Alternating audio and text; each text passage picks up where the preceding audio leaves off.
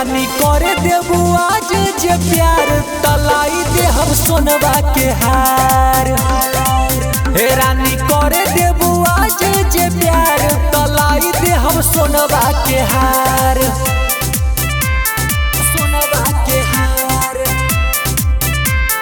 सोनवा के हार।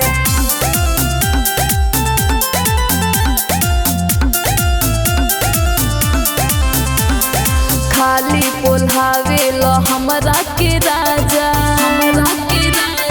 जाहो ने हटो न लेवे दे हम मजा। हाय तोहर मरद न दिलवा तोरा एक करे जा प्यारा से कहत बानी चुमा एगो दे जा। तू तो रोज रोज वादा करेला हजार। हे रानी करे देबू आज जे प्यार तलाई दे हम सोनवा के हार। हे रानी करे देबू आज जे प्यार तलाई दे हम सोनवा के हार। सोनवा के हार, सोनवा के हार।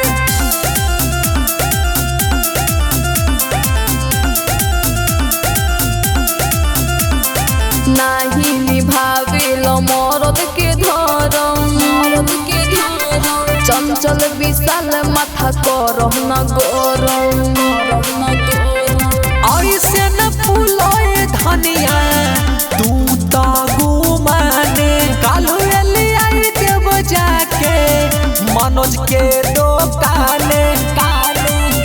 बात माने गनी राजा के धलया कबार। हे रानी करे देबू आज जे प्यार तलाई दे हम सोनवा के हार। हे रानी करे देबू आज जे प्यार तलाई दे हम सोनवा के हार। सोनवा के हार।